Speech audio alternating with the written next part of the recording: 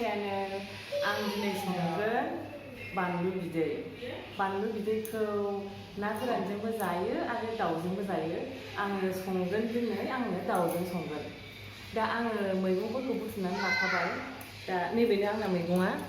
नैबे जाहैबाय सिब्रु, नैबे जोगलावरि, नैबेयो खांसिंसिया आरो नैबेयो नोरसिं, नैबे फार'खिया, नैबे मैथा बांगाल एसेबो होगोन, नैबे उसुमाय, नैबे मानिमुनि गिदिर फिसाखौ मोनाखै, ओमफ्राय नैबे नोरसिं आरो नैबेयो खिफि बेन्दों. माखासे मैगंखौ मोनजोबाखै, जा मोन्दों बेजोंनो संसै आङो. बे मैगंफोरखौ गोदो गोदायनिफ्रायनो जाखायो. गगा मोननाय एबा एसे लोमजाहां मोननायफ्रा स्रां थाङो. बेखौ फुदुंना जायोब्ला एबा लोङोब्ला.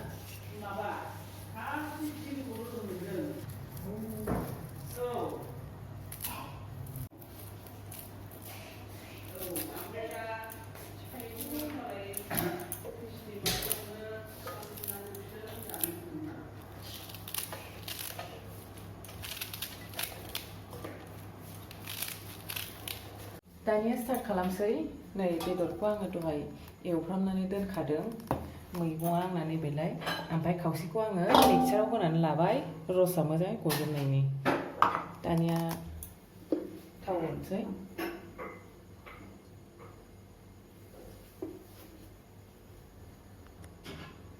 दाना नै दाउखौ होनोसै.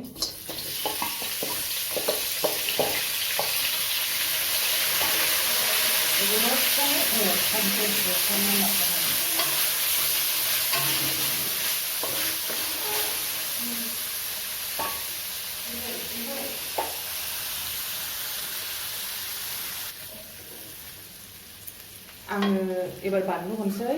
आङो बानलु बिदै नालाय बानलुखौ एसे बुरजा हरगोन. सामब्राम गुफुर, हाइजें ज' देखानाय दङ.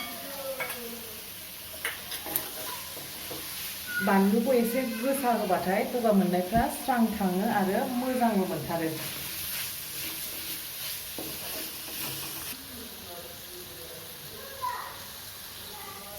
दानिया मस्ला मस्लिफोरखौ हरनोसै आङो. नै आं देनानै लाखाजोब्बाय.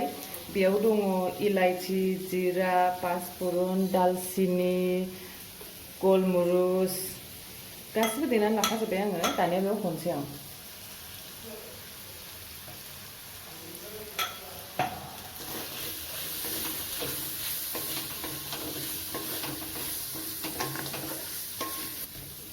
मैगंखौबो हरखानोसै आङो.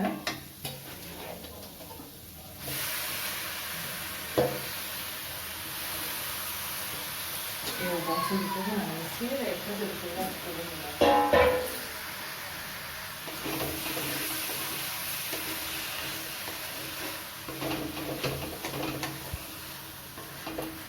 संख्रि हरनोसै एबार.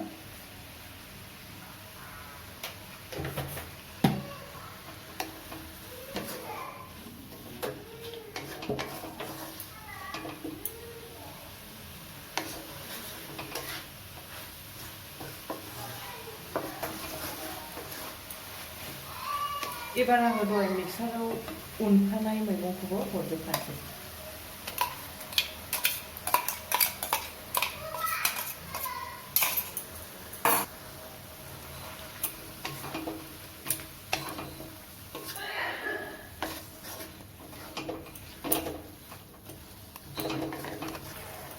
दानिया हालदै एसे हरनोसै आङो.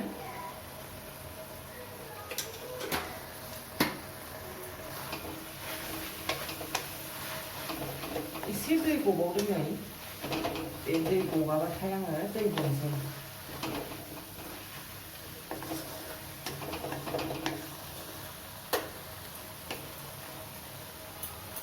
मोनामनायाबो जा गोथाव मोदोमखाबाय.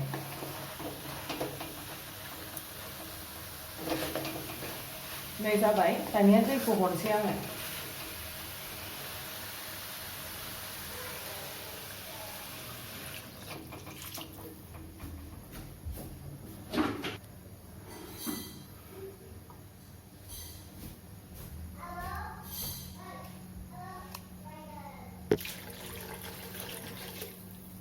जासिगोन खोबसै आङो एबार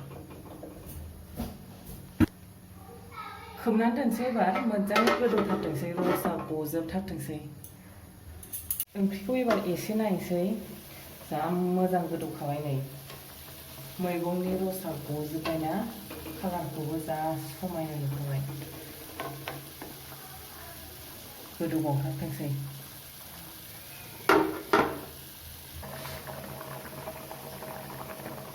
नैबे सखा बरि बानलु बिदै फुदुंबा बेखौ होयो दा बेखौ गोदौनायाव हरखानोसै आङो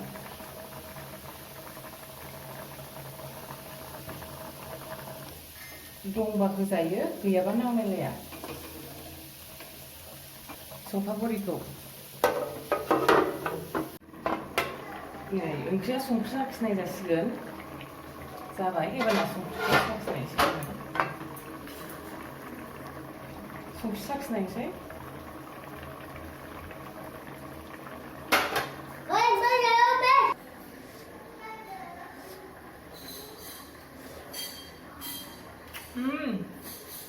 जा गोथाव जाबाय संख्रि नांखाबाय खांजासिगोन एबार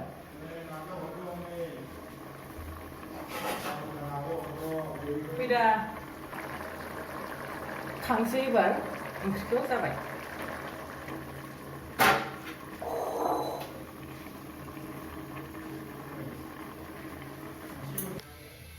दानिया लोंसै नै बानलु बिदैखौ